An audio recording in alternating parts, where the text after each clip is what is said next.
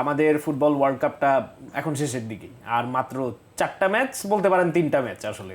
So এই জায়গা থেকে কেমন লাগলো ওয়ার্ল্ড কাপটা, এবং যেই সেমিফাইনাল আজকে থেকে শুরু হতে যাচ্ছে সেটা নিয়ে আপনাদের কমিউনিটির মধ্যে কিরকম একটা এক্সাইটমেন্ট দেখতে পাচ্ছেন আপনারা? First of all thank U T Sports আমাকে ইনভাইট করার জন্য। অ্যান্ড ওয়ার্ল্ড কাপ নিয়ে যদি কথা বলতে চাই, 4 বছর পর পর একটা টুর্নামেন্ট আসে। অ্যান্ড এবারের ওয়ার্ল্ড কাপটা অ্যাজ এ আর্জেন্টাইন ফ্যান আমাদের কাছে একটু ভিন্ন রকম একটা টেস্ট নিয়ে এসেছে। বিকজ এত বছর একটা লম্বা সময় ধরে আমরা ট্রফি না জিতে যখন 22 ট্রফি জিতি, এবং এইবার আমরা ট্রফিটা ডিফেন্ড করতে আসার যে একটা এক্সাইটমেন্ট, অ্যান্ড ওভারঅল মেসের লাস্ট ওয়ার্ল্ড কাপ, দেন ট্রফি ডিফেন্ড করার একটা চ্যালেঞ্জ, সব কিছু মিলে আমাদের জন্য খুব এক্সাইটিং একটা ওয়ার্ল্ড কাপ ছিল। জার্নিটা অনেকটা রোলার কোস্টারের মতোই ছিল, বাট শেষ পর্যন্ত আসলে সকল চড়াই উতরাই পেরিয়ে আমরা সেমিফাইনালে ইংল্যান্ডের বিপক্ষে খেলবো।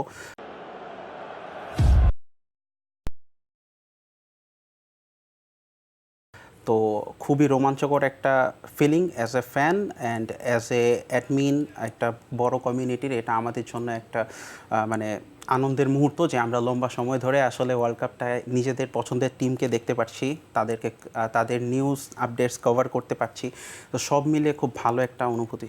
জাওয়াদ ভাই, আপনার কাছেও সেম একটা স্পোর্টস স্ট্রং হাউস একটা খুবই স্ট্রাকচারাল, মানে ক্রিটিক্যাল একটা জায়গা থেকে আসলে কথাবার্তা বলার চেষ্টা করে, একটা লেজিটিমেট ইনফরমেশন দেওয়ার চেষ্টা করে। সো সেই জায়গা থেকে আপনার কমিউনিটিতে কীরকম একটা দেখছেন যে এই ওয়ার্ল্ড কাপে আমরা বেশ কিছু অপ্রীতিকর ঘটনা দেখতে পাচ্ছি, সেটা নিয়ে আমরা পরে কথা বলবো, বাট ওভারঅল এই কমিউনিটি বেস যে একটা ডিসকাশন, সেখানে আসলে কীরকম একটা আপনি মানে ভাইব পাচ্ছেন আপনার কমিউনিটিতে?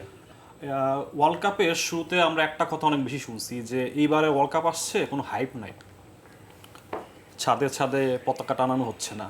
বাট আমার এখানে রেসপন্স হচ্ছে, আমি যেই কমিউনিটিটা হ্যান্ডেল করি অথবা যে কমিউনিটিতে আসি, সেটা হচ্ছে একটা কমন প্ল্যাটফর্ম, সব ফ্যান বেজের মানুষজন সেখানে থাকে।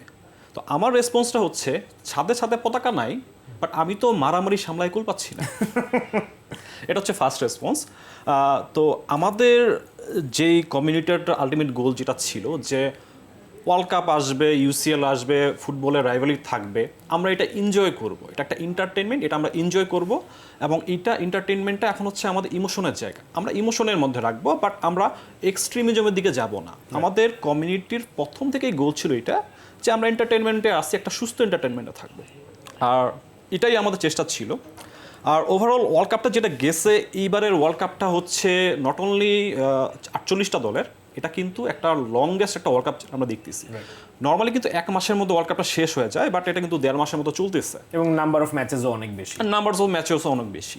এই ওয়ার্ল্ড কাপের একটাই বাজে জিনিস, সেটা হচ্ছে যে আমরা যারা সাবকন্টিনেন্টের ভিউয়ার ছিলাম, তাদের কিন্তু খেলা দেখতে খুব অবস্থা খারাপ, খুবই কষ্ট হয়েছে। সারা রাত জেগে খেলা দেখতে হয়েছে যারা দেখছে। এবং এই টাইমটা হচ্ছে যে আমাদের হয় সকালবেলা ক্লাস আছে, না হয় অফিস আছে, এবং এই টাইমটা মেনটেন করা, রাতে খেলা দেখে পরের দিন অফিস করা কিংবা ক্লাস করা, এটা খুবই চ্যালেঞ্জিং একটা ওয়ার্ল্ড কাপ ছিল অ্যাজ এ ভিউয়ার আমাদের সবার জন্য। অ্যাবসলিউটলি, যেটা আমি বলছিলাম গতদিন আমার কিছু ফ্রেন্ডদের সাথে ডিসকাস, যে খেলাগুলো হজম করার সময় পাচ্ছি না। এই যে আমি আজকে একটা ম্যাচ দেখবো, তারপর আরেকটা ম্যাচ দেখবো, মানে এই ম্যাচটার যে একটা রেশ, এটা রয়ে যাওয়ার আসলে সময়টা আমরা পাচ্ছি না। একটাই খেলা, 3টায় খেলা, 6টায় খেলা। সো এইভাবে আসলে জিনিসটা হয়তো আমরা অনেকগুলো ম্যাচের মানে যে এন্টারটেইনিং ফ্যাক্টরটা, সেটাও হয়তো আমরা একটু কম ভোগ করতে পারছি এবার ওয়ার্ল্ড কাপে। বাট সেখান থেকেও যদি জিজ্ঞেস করি আপনাদের কাছে, যে আপনাদের কোন ম্যাচটা এখন পর্যন্ত ওয়ার্ল্ড কাপে হয়ে যাওয়া যতগুলো ম্যাচ, আমরা বেশ কিছু থ্রিলার পাইছি, বেশ কিছু আপসেট পাইছি, সেখান থেকে কোন ম্যাচটা আপনার সবচেয়ে ফেভারিট ম্যাচ?